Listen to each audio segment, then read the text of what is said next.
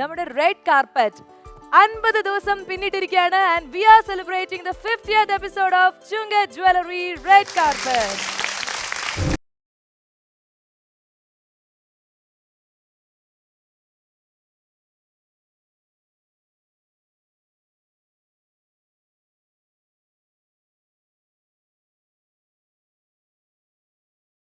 Thank you so much മിയയുടെ ഈ ഒരു പ്രസൻസിന്. കാരണം ഒരു സ്പെഷ്യൽ എപ്പിസോഡിന് മിയ വന്നതിൽ ഒരുപാട് സന്തോഷം.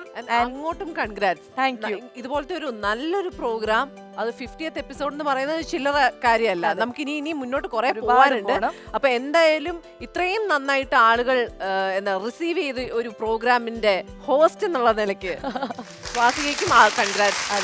ഒരുപാട് സന്തോഷമുണ്ട്. ഞങ്ങളുടെ ഈ ഒരു യാത്ര തുടങ്ങിയിട്ട് 50 ദിവസമായി. പക്ഷെ പ്രേക്ഷകരുടെ എല്ലാം നല്ല സ്നേഹവും അവരുടെ ഒരു സ്വീകാര്യതയൊക്കെ കാണുമ്പോൾ മനസ്സ് ഒരുപാട് സന്തോഷത്തിലാണ്. അതുകൊണ്ടാണ് നമ്മൾ ഒരു ഗ്രാൻഡ് സെലിബ്രേഷൻ ഇവിടെ ഒരുക്കിയിരിക്കുന്നത്. ആൻഡ് മിയാണ് ഇന്ന് നമ്മുടെ ഗസ്റ്റ്. മിയയുടെ കുറെ വിശേഷങ്ങൾ കേൾക്കാനുണ്ട്.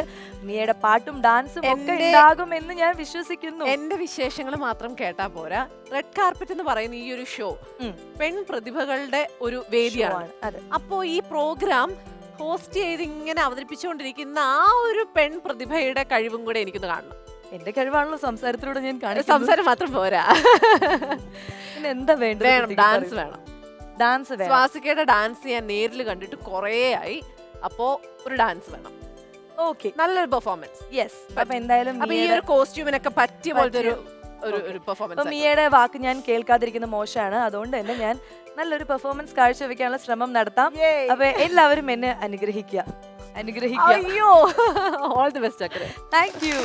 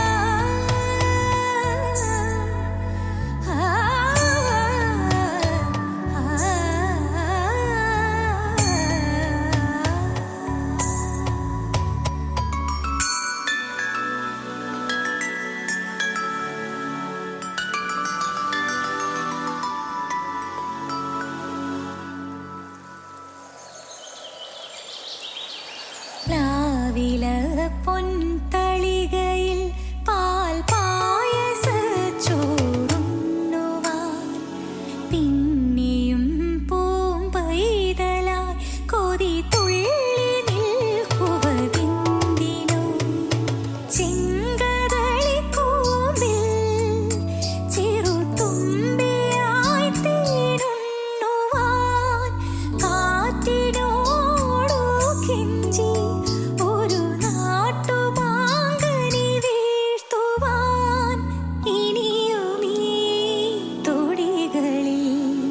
കളിയാടാൻ മോഹം.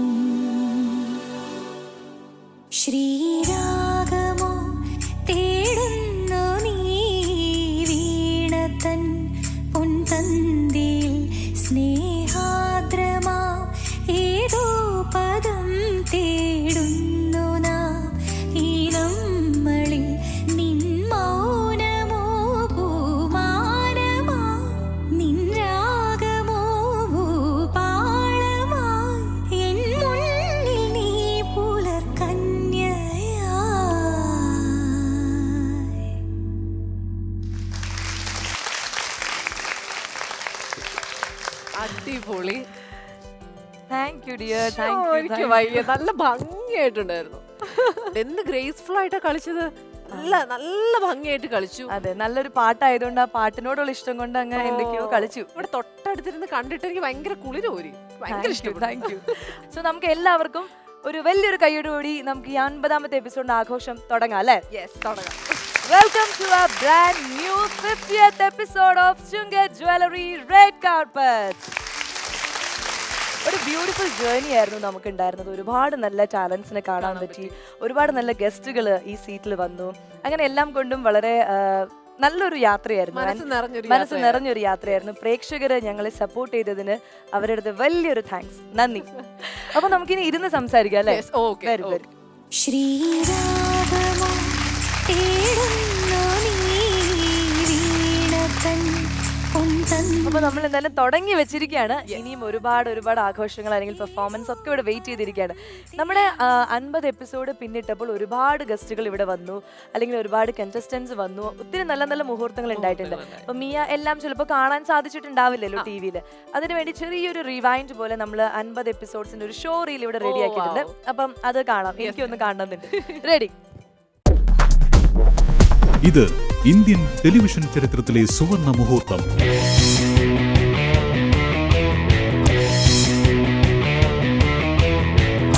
പെൺപ്രതിഭകളെ കണ്ടെത്തി ലോകത്തിന് മുന്നിൽ എത്തിക്കുക എന്ന ലക്ഷ്യവുമായി റെഡ് കാർപ്പറ്റ് 50 ദളങ്ങൾ പൂർത്തിയാക്കുന്നു. അകത്തളങ്ങളിൽ ആലസ്യത്തിലാണ്ടും സാഹചര്യങ്ങൾക്ക് മുന്നിൽ പിൻവാങ്ങിയും സ്വന്തം കഴിവുകൾ മാറ്റി നിർത്താൻ ശീലിച്ച പെൺമനസ്സുകൾ ഇവിടെ ഉണരുന്നു. ചുരുങ്ങിയ കാലം കൊണ്ട് വിശ്വോത്തര നിലവാരമുള്ള പ്രകടനങ്ങളുടെ വിസ്മയവേദിയായി റെഡ് കാർപ്പറ്റ്. പ്രസവിച്ച് കൈ തന്നപ്പോ തന്നെ അങ്ങനെയാണ്.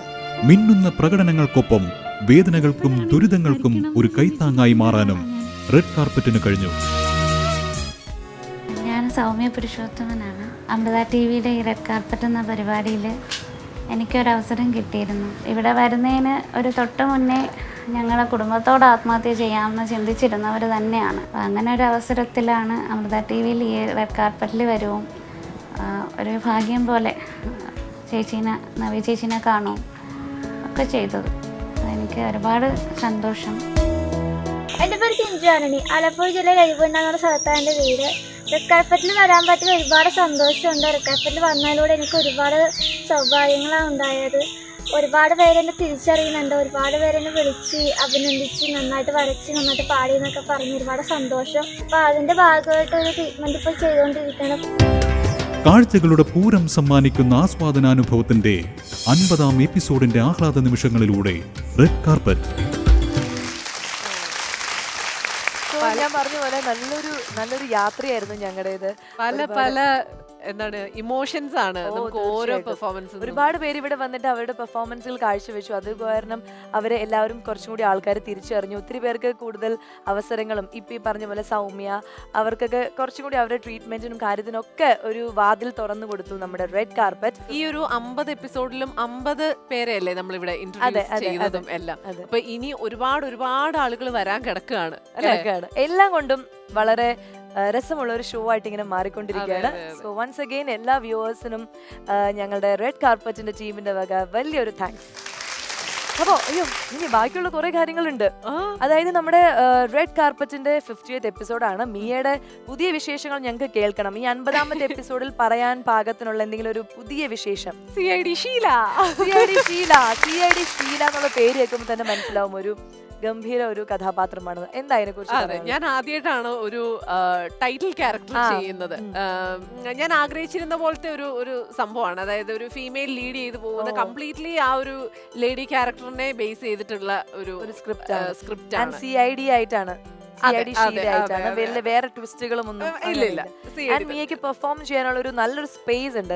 അതെ, നമ്മുടെ ക്യാരക്ടറിനെ ബേസ് ചെയ്ത് നമ്മളുടെ ക്യാരക്ടറിന്റെ ആ ഒരു യാത്രയും കാര്യങ്ങളും കംപ്ലീറ്റ്ലി നമ്മളാണ് ആ ഒരു സ്റ്റോറി കൊണ്ടുപോകുന്നത്. ഈ ചെയ്ത കഥാപാത്രത്തിൽ ഏതെങ്കിലും മനസ്സിനോട് ചേർന്ന് ഭയങ്കര ഫേവറേറ്റ് ആയിട്ട് എപ്പോഴും നിൽക്കുന്ന അങ്ങനെ എന്തെങ്കിലും ക്യാരക്ടർ? എനിക്ക് മനസ്സിലെ ഏറ്റവും ഈ പറഞ്ഞ പോലെ മനസ്സിനോട് ഏറ്റവും ചേർന്ന് നിൽക്കുന്നതെന്ന് പറഞ്ഞത് തമിഴിൽ ഞാനൊരു മൂവി ചെയ്തിരുന്നു, അമരകാവ്യം എന്ന് പറഞ്ഞിട്ട്. എന്റെ തമിഴിലെ ആദ്യത്തെ മൂവിയാണ്. ആ ക്യാരക്ടർ എനിക്ക് ഭയങ്കര സ്പെഷ്യലാണ്. കാർത്തിക എന്നാണ് അതിൻ്റെ ക്യാരക്ടറിൻ്റെ പേര്. ഒരു ഇച്ചിരി സെന്റി ആക്കുന്ന ഒരു അതെ, അതെ, ക്യാരക്ടറാണ്. എനിക്ക് ഒരു അതൊരു പാവം കുട്ടിയാണ്. പാവക്കുട്ടിയാണ്. ഊട്ടിയിലേക്കായിരുന്നു തോന്നുന്നു ഊട്ടിയിലായിരുന്നു locations ഒക്കെ. ഷൂട്ടൊക്കെ. അതെ, അതെ, അതെ. അപ്പൊ അതിനു വേണ്ടിയിട്ടാണ് അതിലൊരു ആ, ക്യാരക്ടർ വിളിച്ചത്. അതെ, അതെ, അതെ. വിളിച്ചിരുന്നത്. അപ്പൊ നമുക്ക് ഡേറ്റ് ക്ലാഷ് കാരണം അത് പറ്റിയില്ല.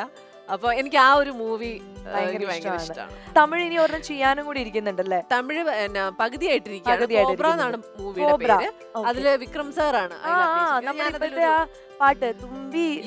ഓ, അതിലുണ്ടോ? ആ Oh my പടത്തിൽ God, അത് ഞാൻ അറിഞ്ഞില്ല. അടിപൊളി. അതൊരു വലിയൊരു അതില് സിനിമയാണ്. വിക്രം സാറിന്റെ എല്ലാവരും വിക്രം സാറിന്റെ കാത്തിരിക്കുന്ന ഒരു മൂവിയാണ്. അതെ അതെ അതെ. അപ്പൊ അതിലൊരു ക്യാരക്ടർ ചെയ്യുന്നുണ്ട്. അതിന്റെ മേജർ വർക്ക് ഇനി ബാലൻസ് ആണ്. അത് ഈ കൊറോണ കാരണം കോവിഡ് കാരണം ഇങ്ങനെ ഇതായി പോയതാണ്. സൂപ്പർ. നീയൊക്കെ ഒരു സർപ്രൈസ് എന്ന പോലെ, അല്ലെങ്കിൽ നമ്മുടെ 50th എപ്പിസോഡിന്റെ ഒരു മാധുര്യം കൂട്ടാൻ വേണ്ടിയിട്ട് Sure. നമ്മളൊരു സ്പെഷ്യൽ ഗസ്റ്റിനെ ഇവിടെ വിളിച്ചു വരുത്തിയിട്ടുണ്ട്. ആഹാ. ആ സ്പെഷ്യൽ ഗസ്റ്റ് ഒരുപാട് സന്തോഷത്തോടുകൂടി നമ്മുടെ വേദിയിലേക്ക് വരാമെന്ന് സമ്മതിച്ചു. മിയയ്ക്ക് വളരെ വേണ്ടപ്പെട്ട ഒരാളാണ്. മിയയുടെ ഒരു സുഹൃത്താണ്. Okay. സ്വാഗതം ചെയ്യാം നമുക്ക്. പിന്നെ okay so let's welcome. Love breaks broken sails, tossed, turned by winds of change, biding its time. So thank you. നിങ്ങൾ രണ്ടുപേരും റെഡ് കാർപ്പറ്റിൽ എത്തിയതിൽ ഒരുപാട് സന്തോഷം.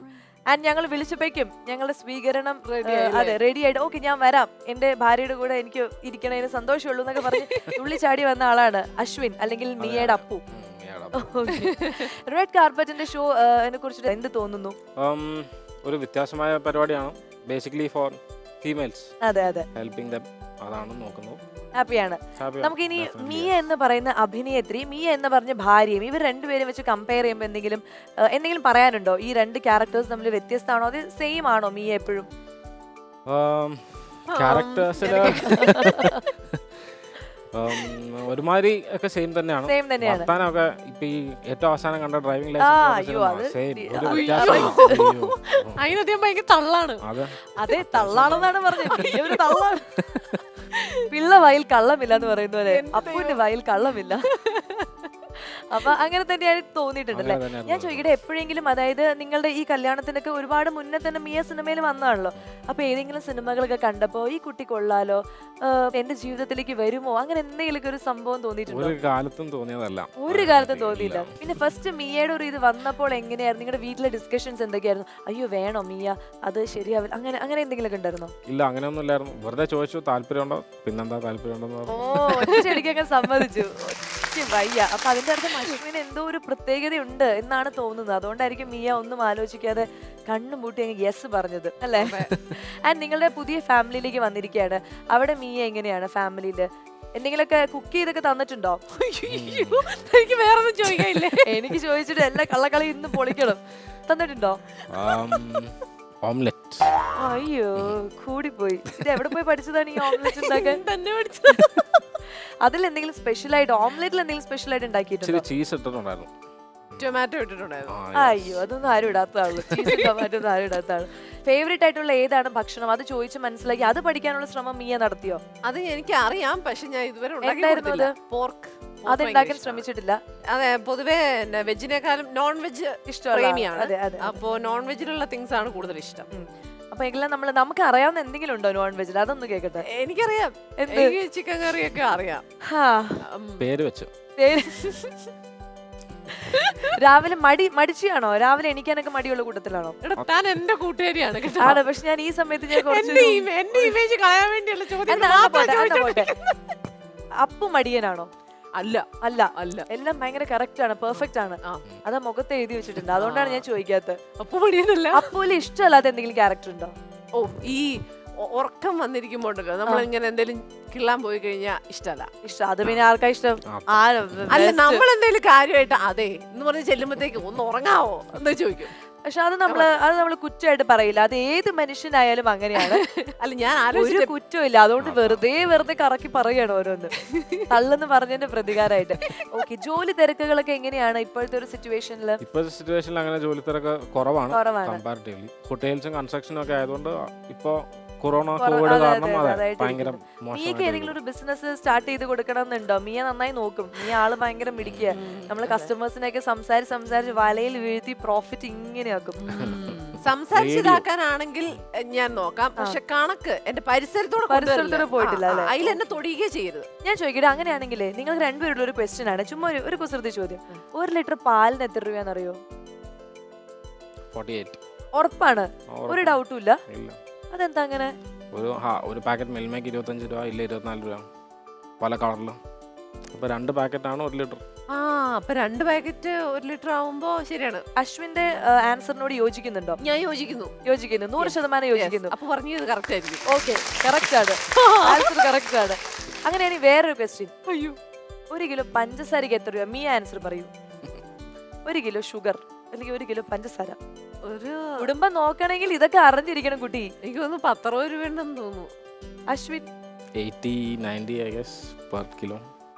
80-90. ഇവിടെ പറഞ്ഞിരിക്കുന്ന 60.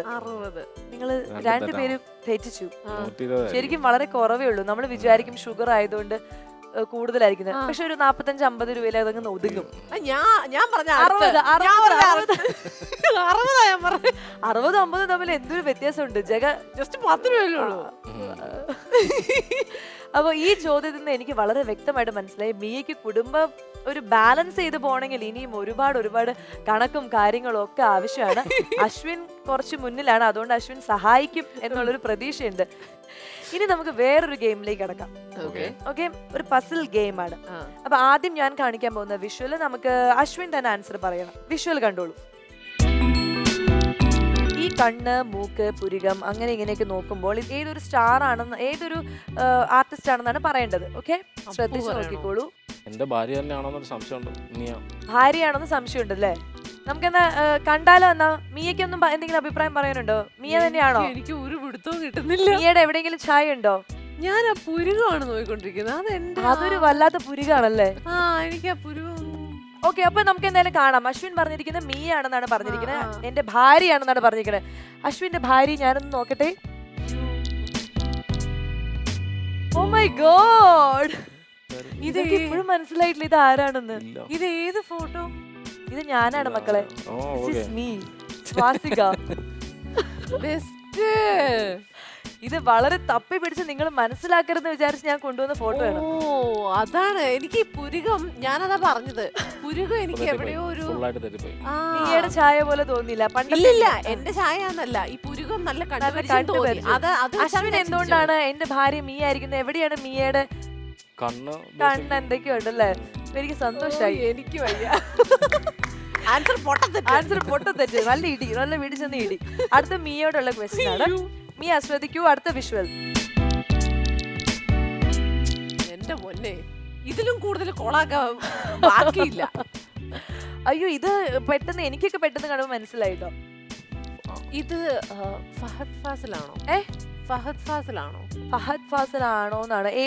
മിയ എന്ത് വെച്ചിട്ടാണ് ഫഹദ് ഫാസിലിന്റെ എവിടെയാണ്? കണ്ണാണോ, മൂക്കാണോ, മീശയാണോ, താടിയാണോ? കണ്ണിന്റെ അവിടെയാണോ അതോ ആണോ? ഫഹദ് ഫാസിൽ എന്നാണ് മിയക്ക് തോന്നുന്നത് അല്ലേ? ആൻഡ് അശ്വിൻ എന്താ തോന്നുന്നത്? ഫഹദിനെ നമ്മൾ ലോക്ക് ചെയ്തിരിക്കുകയാണ്. വിഷ്വൽ നോക്കാം. ഫഹദ് ഫാസിലിന്റെ കണ്ണുകളിലെ തിളക്കം വെച്ചിട്ടാണ് മിയ കണ്ടുപിടിച്ചത് അല്ലേ? അടിപൊളി. അടുത്തത് നമുക്ക് അശ്വിൻ. അഗൈൻ അശ്വിൻ ചോദിക്കാം. അശ്വിൻ റെഡി? ശ്രദ്ധിച്ചു നോക്കിക്കോളൂ. ഈ വിഷ്വൽ കണ്ടിട്ട് എന്താ തോന്നി? ഇവിടെ എവിടെയോ ചെറുതായിട്ട് കണ്ണും മൂക്കൊക്കെ കാണാം. ഇത് ഇവിടെ തന്നെ. ഇവിടെ തന്നെയോ എന്ന് വെച്ചാൽ ഭാര്യയാണോ? വെറുതെ ആദ്യം ഭാര്യ എന്ന് പറഞ്ഞ എന്റെ പേരൊക്കെ പറഞ്ഞു. ഇനി വേറെ നല്ലൊരു പേരോടെ കുടുംബകാലം ഉണ്ടാക്കിയത് എന്നെ കുറ്റം പറയരുത്. ദൈവത്തെ ഓർത്ത് ശ്രദ്ധിച്ചു നോക്കൂ. ആ കണ്ണുകളും ആ ചുണ്ടുകളും ഒക്കെ ശ്രദ്ധിച്ചു നോക്കൂ. വേണമെങ്കിൽ ഇങ്ങോട്ട് നോക്കൂ, ഒന്നിടക്കെ ഇങ്ങനെ നോക്കൂ. നീയൊക്കെ എന്ത് തോന്നുന്നു? നീയാണോ? മുടിയുടെ കളറ് പണ്ടങ്ങാണ്ട് ഇങ്ങനെ ആയിരുന്നു എന്നൊരു സംശയം. ഓ, അങ്ങനെയൊക്കെ പണ്ട് മുതൽ ശ്രദ്ധിച്ചിട്ടുണ്ട് അർത്ഥം. നമുക്ക് നോക്കാം, നീയാണോ നോക്കാം.